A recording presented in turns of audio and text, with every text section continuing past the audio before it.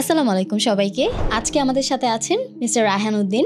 আপনাকে exotic international পক্ষ থেকে অনেক অনেক অভিনন্দন আপনার ইউকে ভিসা সাকসেসের জন্য। আপনার ইউকেতে পড়াশোনার পেছনে যে মোটিভেশনটা ছিল, কেন ছিল, কি কারণে ছিল, আপনি কেন ইউকেতে যেতে চাচ্ছেন, এই বিষয়গুলো সম্পর্কে যদি একটু বলতেন। আসলে একটা ফরেন ডিগ্রির ইচ্ছা আমার সবসময় ছিল, কিন্তু বিভিন্ন দেশ হতে পারতো, কিন্তু ইউকেটাই কেন আমার একটা ডেস্টিনেশন, এর পিছনে আসলে বেশ কয়েকটা কারণ কাজ করেছে। প্রথমে যদি আমি দেখি, আমরা তো জানি যে ইউকে একটা কোয়ালিটি এডুকেশনের জন্য সবসময় ফেমাস, বিভিন্ন বড় বড় ইউনিভার্সিটি সেখানে আছে। এর বাইরেও ইউকে সিলেক্ট করার আরেকটা বড় কারণ ছিল ইউকের যে মাল্টিকালচারাল যে এবং ডাইভার্স যে নেচারটা, সেটা। কারণ আমার যে কোনো কাজের জন্য আমার সফলতার জন্য আমার ব্যক্তিত্বটা খুব গুরুত্বপূর্ণ। আর আমি যদি ইউকেতে অনেক ধরনের লোক, মানে বিভিন্ন দেশের লোক, বিভিন্ন ধর্মের লোক সাথে আমি মিশি, তাহলে আমার ব্যক্তিত্বটা একটা উন্নতি হবে। তৃতীয় আরেকটা কারণ রয়েছে, you may found very childish, আমি খুব ছোটবেলা থেকে ইংল্যান্ডের সাপোর্টার এবং আমি খুব স্পোর্টস লাভার একজন পার্সন। তো ইউকে মানে ওইখানে ওয়েমলি, লর্ডস, বিখ্যাত সব স্টেডিয়াম, সেখানে খেলা দেখতে পারার সুযোগ, এবং ইউকে যাওয়া মানে বিভিন্ন ধরনের মিউজিয়াম, বিভিন্ন ধরনের আর্ট গ্যালারি, এইসবের সাথে পরিচিত হওয়া, এইসব কারণে আমি ইউকেকে চুজ করেছি। এক্সোটিক ইন্টারন্যাশনালের সাথে আপনার জার্নিটা কিরকম ছিল? আমি যখন ইউকেতে আসার ব্যাপারে চিন্তা করলাম, তো আমার মনে হলো যে এখানে আসলে তো একা একা কাজ করাটা সম্ভব না। বিশেষত আমি যখন পুরো প্রসেসটা দেখলাম, তার মধ্যে বেশ কিছু ইন্টারভিউর ইস্যু ছিল। তো ইন্টারভিউগুলোর জন্য কিন্তু প্রিপারেশনের প্রয়োজন হয়, তো যেটা আসলে একা একা কখনোই সম্ভব না। তখন আমি চিন্তা করলাম যে একটা এজেন্সির সহায়তা প্রয়োজন। আমার কাজিনের সাথে যোগাযোগ করলাম, তো সে আমাকে এক্সোটিক ইন্টারন্যাশনালটা আসলে সাজেস্ট করলো। তো আমি তারপর কিছু সোশ্যাল মিডিয়া রিভিউ দেখলাম, রিভিউ দেখার পর আমি এটাকে চুজ করলাম।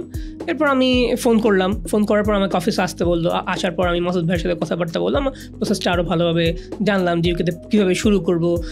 এর আসলে ইউকেতে যাওয়ার জন্য আসলে আমাকে অনেকগুলো স্টেপ পার করতে হবে, যেমন অফার লেটার রিসিভ করা একটি স্টেপ, তারপর টিউশন ফি পেমেন্ট একটা স্টেপ, তারপর আমি যদি বলি আমাকে যে ব্যাঙ্ক ইস্যুটা, আমাদের যে ব্যাঙ্কিংয়ের যে ফিনান্সিয়াল সাউন্ডনেসের যে ইস্যুটা ছিল, সেগুলো একটা স্টেপ আছে। তারপর কাস্ট ইন্টারভিউ, ইভেন অনেকের ক্ষেত্রে ইউকে ভিএ ইন্টারভিউ হয়, যেটা আমার ক্ষেত্রে হয়েছিল, যদি এটা অনেকের ক্ষেত্রে হয় না।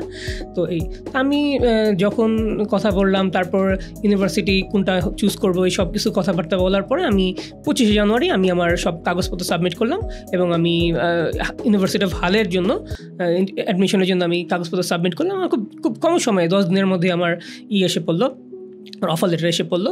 অফার লেটার এসে পড়ার পর আমি টিউশন ফি পেমেন্ট করলাম। তারপর যে ইস্যুটা আসে সেটা হলো কাস্ট ইন্টারভিউ। তো এইটা আমার জন্য খুব কঠিন একটা বিষয় ছিল, কিন্তু আমি, কারণ এর আগের বার আমি একা একা যখন চেষ্টা করেছি, সেখানে এই স্তরটাতে আমি বেশ স্ট্রাগল করেছি। এরপর ওইখানে আমাকে একজন খুব ইংরেজি ভাষী, খুব ভালো একটা প্রিপারেশনের সুযোগ দেওয়া হলো। আমি প্রায় 20টা সেশন করতে হয়েছে আমাকে, এবং আমি বেশ কিছু মক টেস্ট দিয়েছি, কারণ ইন্টারভিউগুলো ইংলিশে হয়। তো আসলে ইংরেজিতে কথা বলতে অনেক সময় আমাদের হেজিটেশন হয়।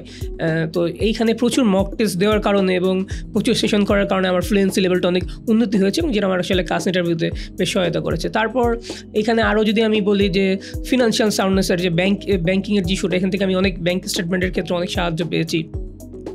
এরপর আমি সব কিছু শেষে যখন কাস্ট লেটার পেলাম, তারপর আমাকে অ্যাম্বাসিতে কাগজপত্র জমা দিতে হবে। সেখানেও অনেক ইস্যু আছে, যেমন আমি কোন কাগজটা আগে রাখবো, কোন কাগজটা পরে রাখবো, এই বিষয়গুলো কিন্তু আমি আসলে জানতাম না।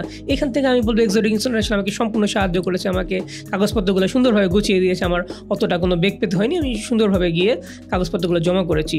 এরপর যেটা ছিল একটা ইউকে ভিএ ইন্টারভিউ, এটা আসলে আমি আগেও বলেছি যে কারো ক্ষেত্রে হয়, আবার কারো ক্ষেত্রে হয় না।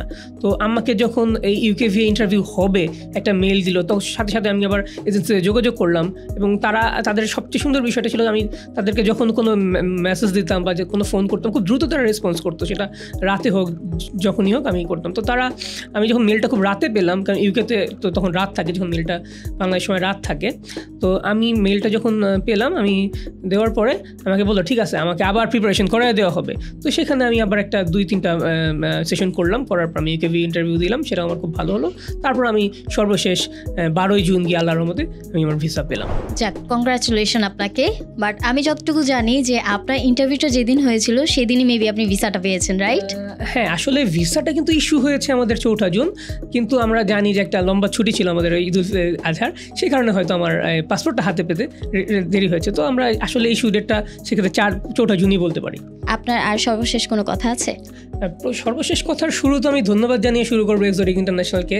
তাদের সহায়তা ছাড়া হয়তো আমার এই ভিসা পাওয়াটা সম্ভব হতো না, এবং এই কারণে যারা আমি মনে করি যারা ইউকে যেতে ইচ্ছুক বা অন্যান্য দেশগুলোতে যেতে ইচ্ছুক, কারণ এক্সোটিক ইন্টারন্যাশনাল অনেক দেশ নিয়ে কাজ করে, আমি অবশ্যই রিকমেন্ড করবো যে এক্সোটিক ইন্টারন্যাশনালের সাথে যোগাযোগ করতে বা তাদের সহায়তা নিতে, তাদের যে সেবাটা নিতে, যাতে আমার মতো তারাও সফল হতে পারে।